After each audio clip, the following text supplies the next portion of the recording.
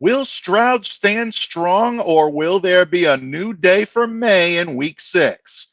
Big stories, key matchups, and more. Locked On Patriots and Locked On Texans crossing the streams right here on the Locked On Podcast Network's Crossover Thursday.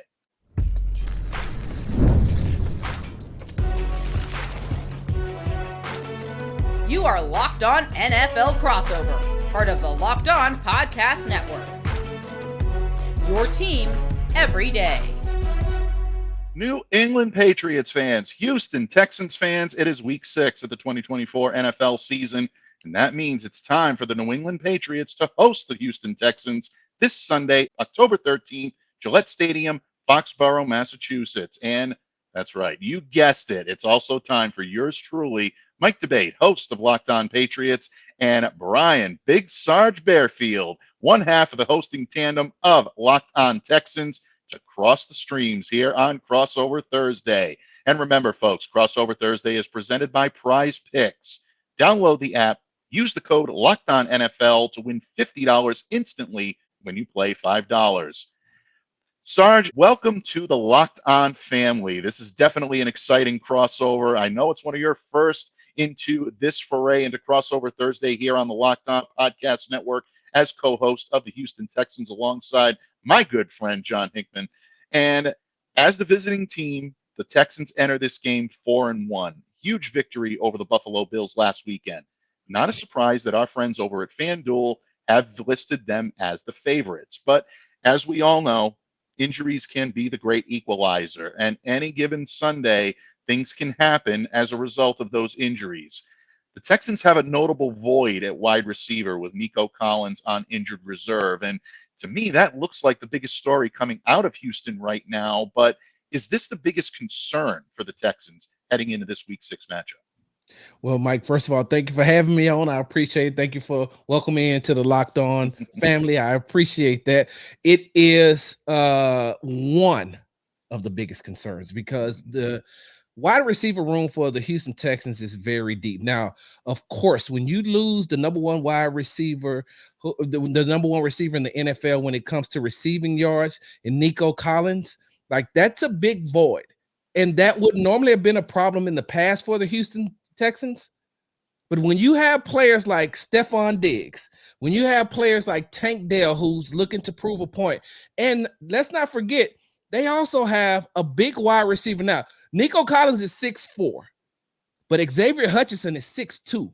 And these are two guys who talk to each other a lot. By them being the biggest wide receivers in the room, they always feed off of each other, talk to each other. Nico is constantly helping Xavier get better. He feels like he's the vet. He's like, I'm the big vet here, Sarge. So he normally sits next to Xavier Hutchinson, teaches him. They talk a lot on the field. And one thing that CJ Stroud has done is he loves big targets. When he gets out, when he does that scramble drill, a lot of times he's looking for number 12 because number 12 is the biggest target on the field. Next to him is Dalton Schultz, tight end. But when he scrambles out, he's looking for number 12. Well, this week he can scramble out and look for number 19 because if Xavier Hutchinson is going to get the majority of the snaps coming with Nico Collins being injured, if Xavier Hutchinson is going to get the majority of the snaps, we're talking about a guy who was a Biletnikoff finalist in college.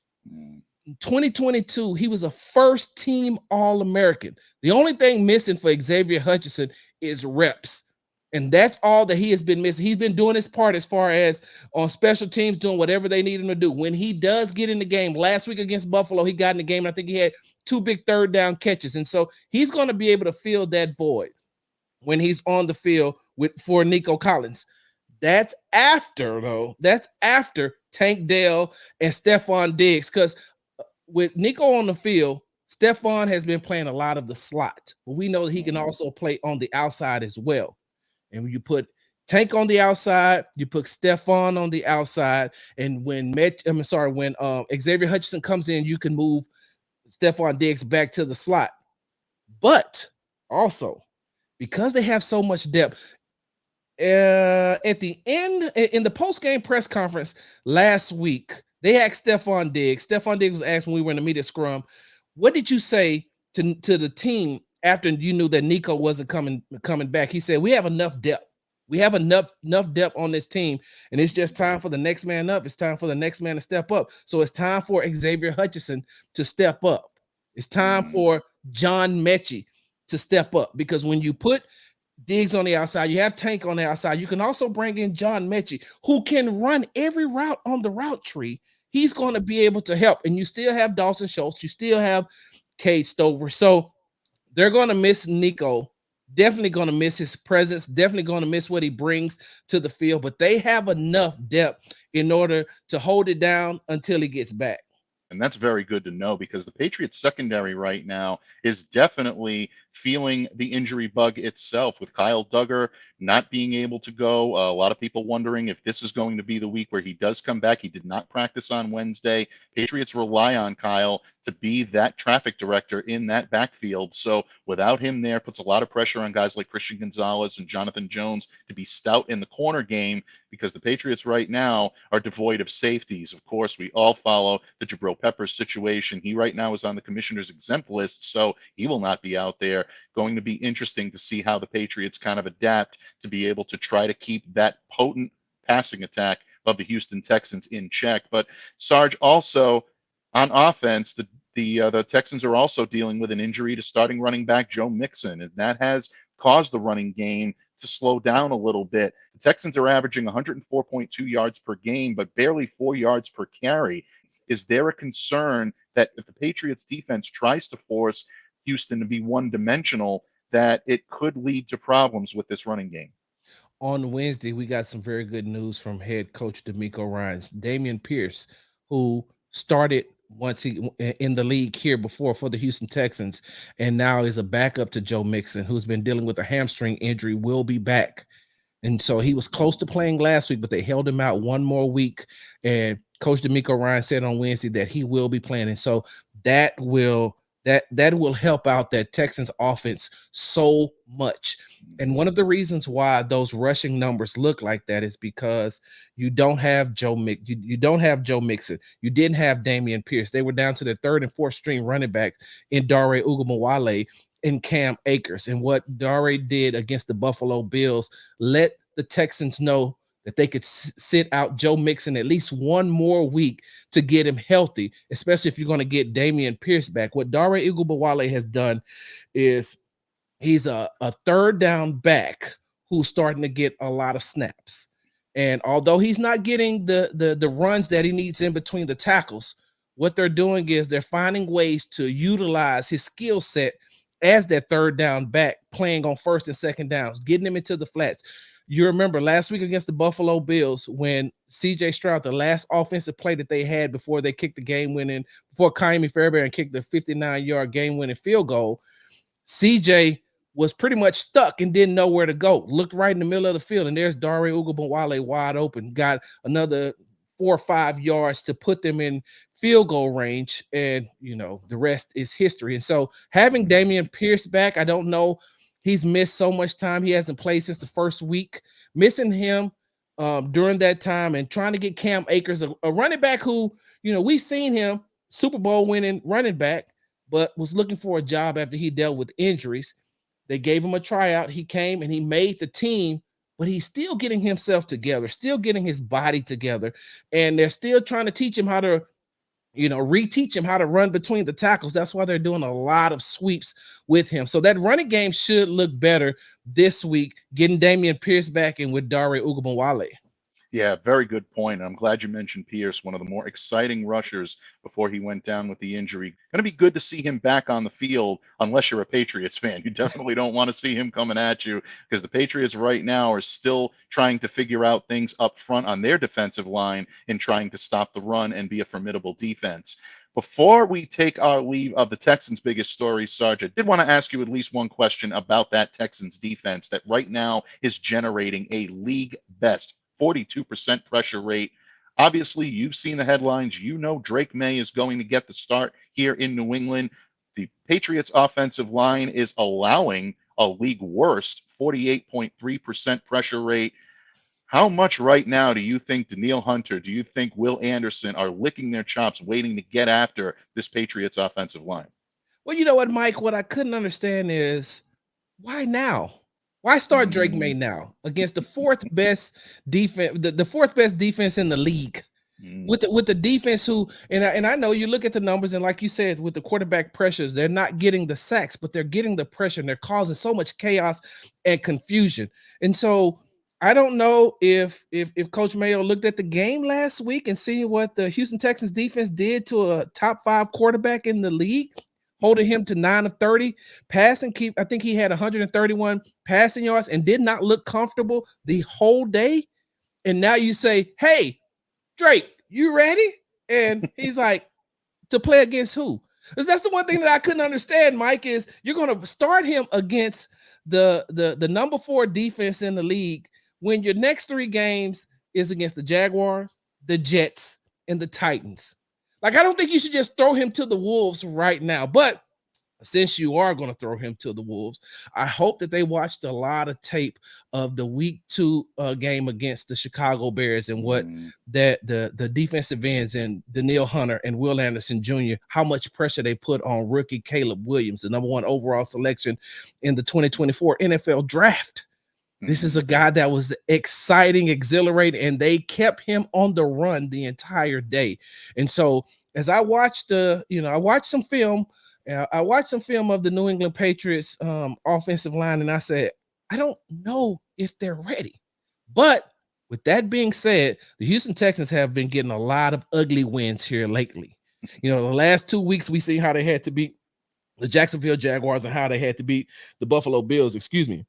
And what I don't want to happen to the Houston Texans is this become a trap game and they play. And, look, I don't mean any disrespect when I say this, but I don't want them to have to play down to their competition while they're looking ahead to play the Green Bay Packers in the next week. So, with that being said, Coach D'Amico Ryans has already reiterated to his team on numerous occasions coming into practice, because I talked to Will Anderson Jr.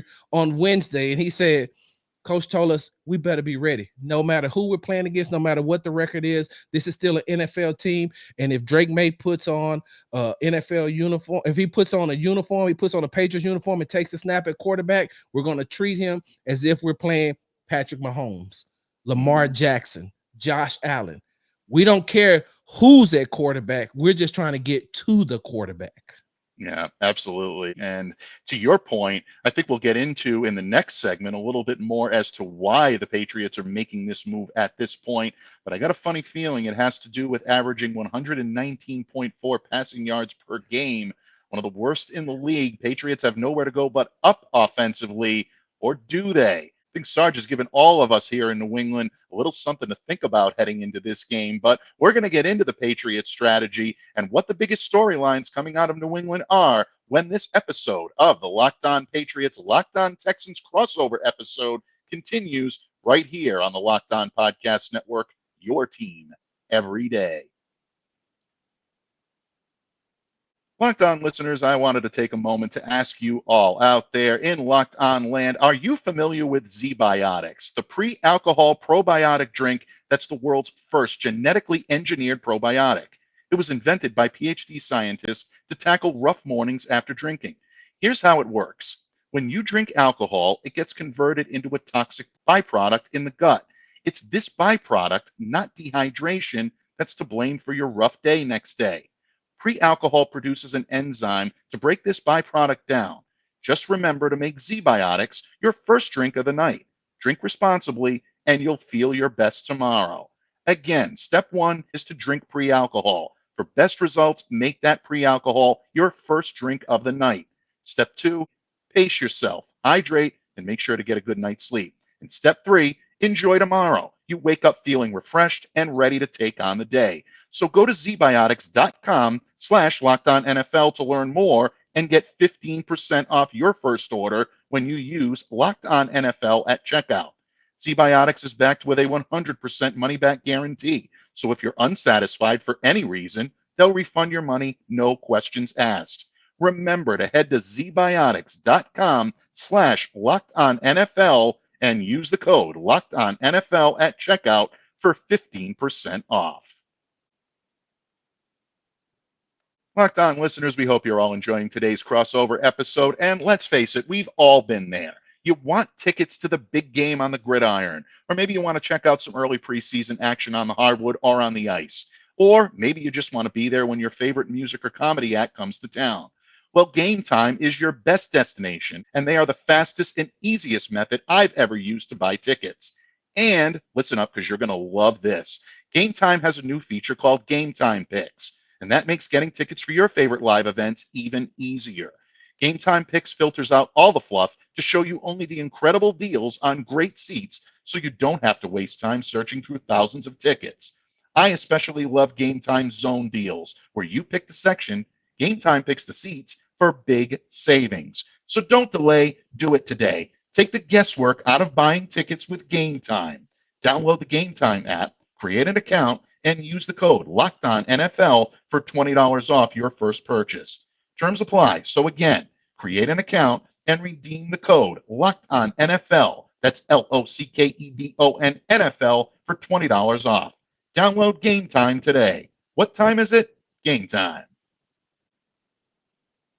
Locked On listeners, thank you so much for joining us here today on this crossover episode. Mike Debate of Locked On Patriots, Brian Big Sarge Bearfield, host of Locked On Texans, coming at you, crossing the streams, Pat's Texan style, getting you ready for Week 6 and a 1 p.m. kickoff at Gillette Stadium in Foxborough, Massachusetts. In the previous segment, folks, we talked about the biggest stories heading out of Houston. Brian, it's a tale of two cities here in New England. It's a much different circumstance. The Pats sit at 1-4. Really at the bottom of the statistical barrel when it comes to offense. The defense has tried to hold pretty strong, but they've had their issues with injuries lately. And the Patriots right now, quite simply, have nowhere to go but up. One of those big reasons why you're going to see the rookie Drake Maye make his starting NFL quarterback debut against the Texans this weekend. Now, in the previous segment, you kind of led us into this segment by asking why. Why are the Patriots going to Drake Maye at this point? Knowing full well that this is a pressure-packed defense that the Houston Texans are throwing at them. A lot of talent on this side of the ball. New England right now is having difficulty getting their receivers open, getting separation to be able to make things happen. The running game has been somewhat solid, but there have been issues with ball security. And, of course, the offensive line has been decimated by injury and riddled with poor play. But the Patriots have made strides in some of those departments as of late, Sarge. So I think what the Pats are looking at is they're seeing a bottom of the barrel rating when it comes to passing yards. They're seeing an option where a young rookie quarterback has the chance to maybe help to mask some of the problems that you have along the offensive line by going off script, being able to make throws down the field, give him an opportunity to extend or make plays with his legs, and essentially provide that type of spark that the Patriots are going to need in order to be able to remain competitive. That being said, it's going to be a tough road ahead for the New England Patriots going against the Houston Texans.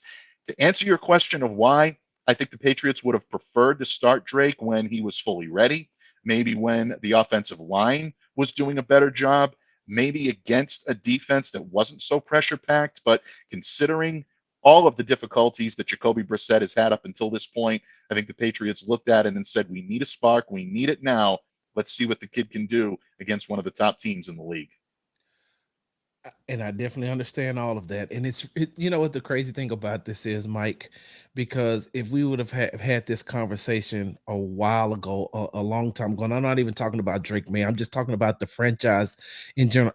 It's still weird to me to look at the New England Patriots franchise and see, you know, all that nostalgia, all that history, all that consecutive Super Bowls and AFC championship games. And now we're saying it's almost like they're in a rebuild. And so being in a rebuild, and I know that they didn't draft Drake Maye for him to sit on the bench. I understand that they drafted him to play.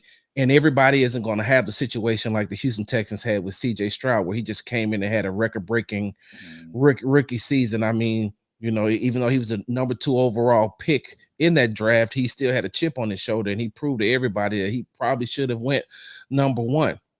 But when you look at when I'm looking at the Patriots offense, and I'm saying, okay, you're going to put Drake Maye in there. Can you tell me how wide receiver Jalen Polk and Ramondre Stevenson can help a young quarterback like Drake Maye? Absolutely. Well, first of all, it really starts with Ramondre Stevenson because Alex Van Pelt, the offensive coordinator in New England, loves to run an offense predicated on using a strong running game to be able to open up play action, take deep shots down the field.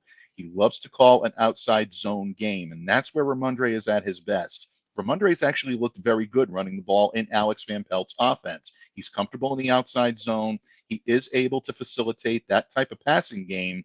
The problem is twofold. One, Jacoby Brissett has not been able to find enough time in order to be able to get the ball downfield. That's problem one. The other problem is Ramondre's had his difficulty with holding on to the ball. Prior to last Sunday's game against the Miami Dolphins, he fumbled the ball 4 times in as many games. If you're going to be that strong force to facilitate their offense, it's going to be very, very difficult when you can't control the ball. So Ramondre has to do a better job of taking care of the ball. He looked very good doing it against the Dolphins.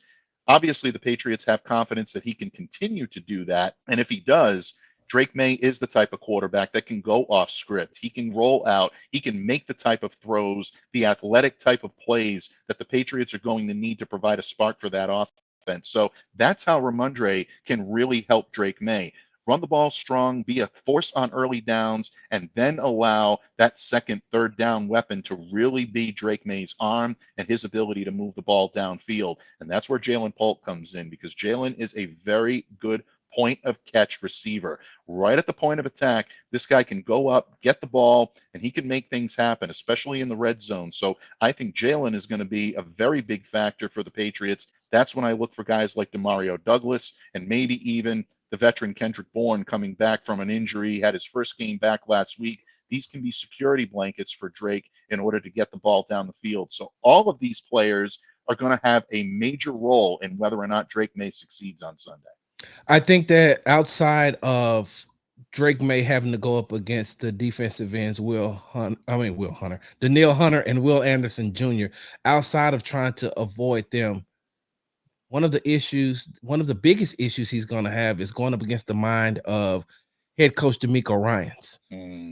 I mean, this is a coach who not only played the linebacker position, but also, was an assistant on the San Francisco 49ers when their defense was top 5, top 2 sometimes. I mean, he also was the defensive coordinator before he got the job with the Houston Texans. So you're going up against his mind and his ability to be able to scheme different types of defenses and defensive schemes and give different looks to a young quarterback who has never seen it before. You also have Azeez Al-Shaair playing in that middle spot who, I know that he's going to be waiting on Ramondre and he's going to be waiting on Stevenson because he's just that type of attack, and he's very, very smart. When you watch him on film, he will come downhill and hit you, but he's also not bad in pass coverage either. He had 2 opportunities to intercept the ball from Josh Allen on last weekend. One of the reasons why he didn't is because he was in the emergency room Saturday night, lost 10 pounds, didn't think that he was going to even be able to play. They actually told him, we don't think you should play, but he said, you're not going to keep me off the field.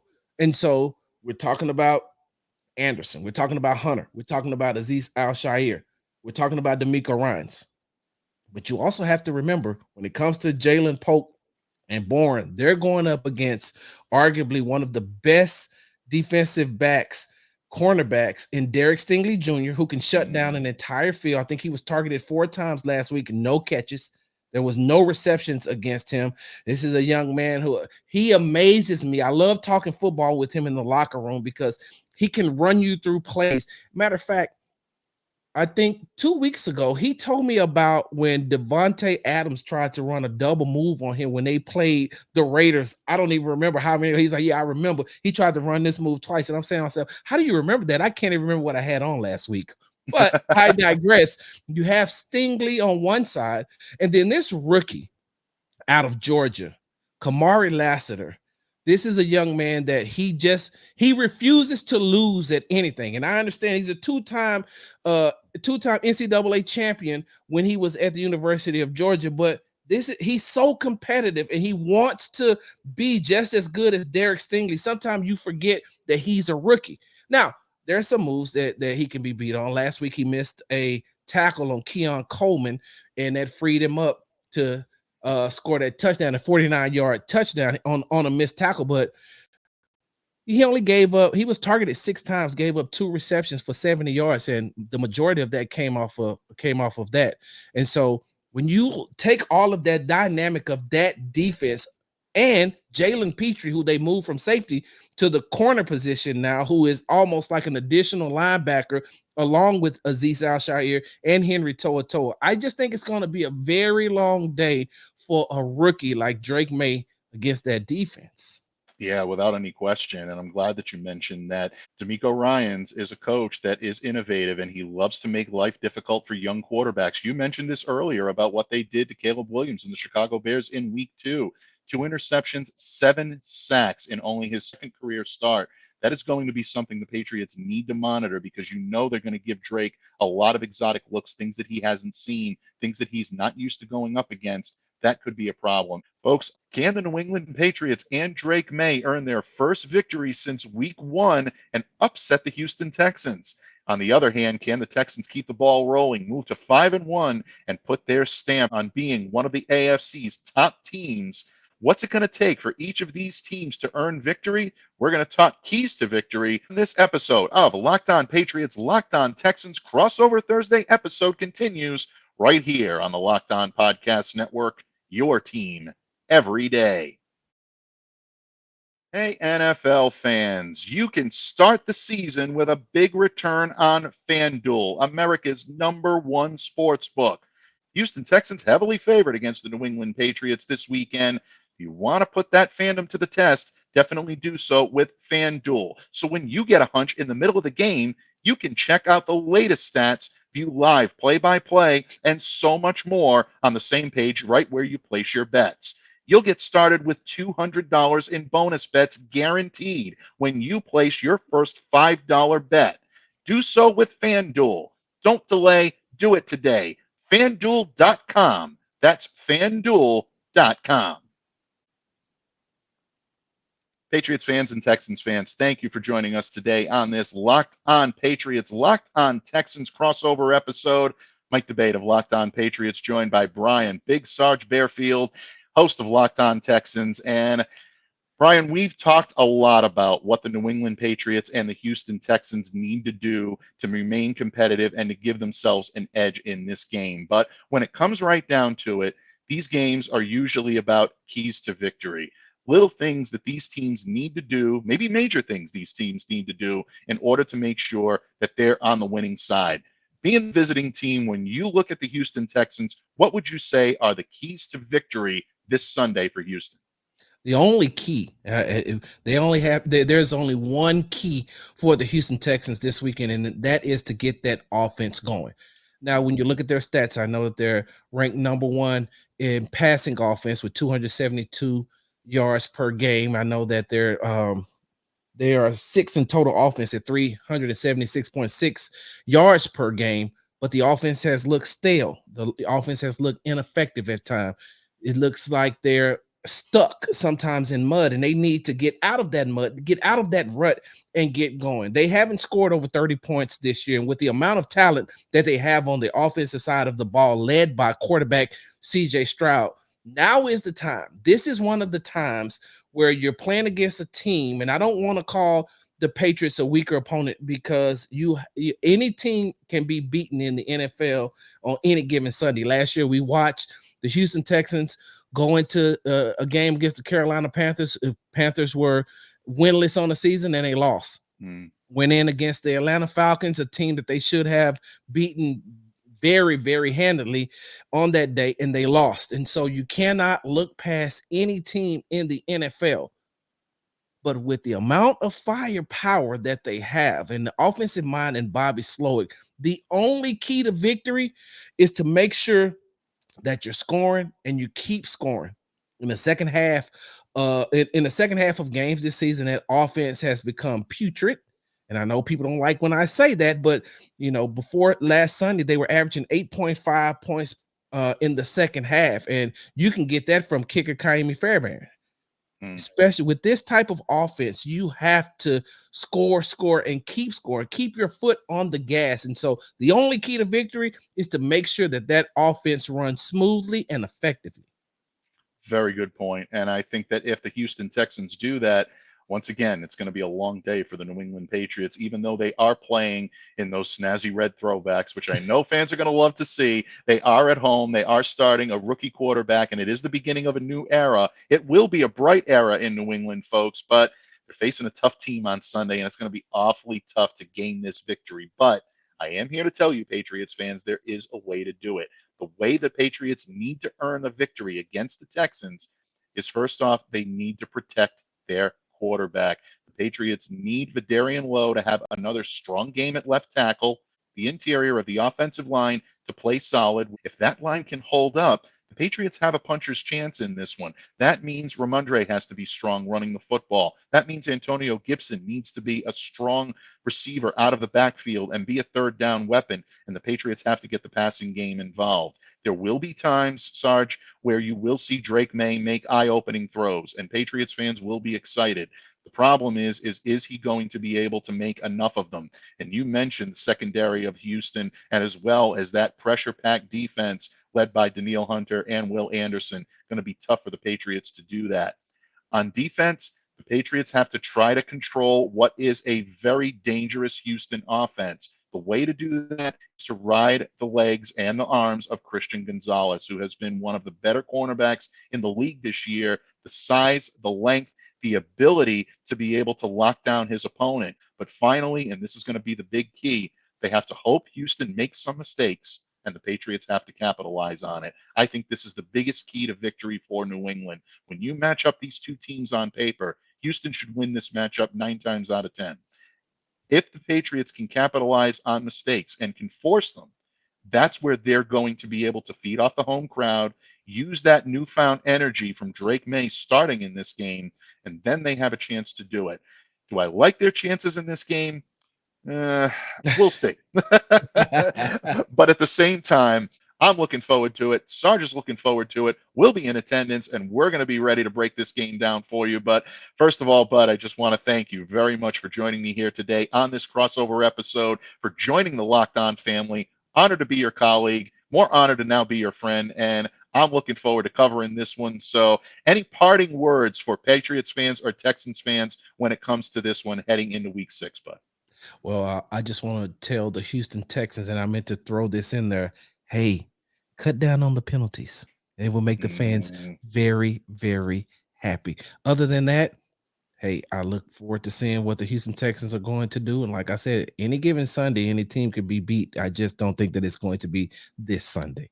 Yeah, I think you make a great point on penalties, Sarge. The Patriots had a dozen penalties that they were whistled for last week against the Dolphins, 6 of which by colleagues of mine that I hold in the highest regard were labeled as egregious or totally avoidable. That's not good. Patriots have to be more disciplined. Houston has to be more disciplined. Whichever team wins that battle may end up coming out on top. But we hope you enjoy this matchup coming up on Sunday. Don't forget, game predictions, and there's still more to come, both on Locked On Texans and on Locked On Patriots. So check out Brian, Big Sarge Bearfield, and my good friend John Hickman each and every day on the Locked On Texans podcast. And if you're a Houston Texans fan and you want to keep your friends close and your enemies closer this week, you can check me out on Locked On Patriots. On behalf of Brian, Big Sarge Bearfield, I'm Mike Debate, wishing you all the chance to stay well, to stay safe, and to be the change you wish to see in the world. Have a great day, everyone, and we'll see you back here again tomorrow, right here on the Locked On Podcast Network.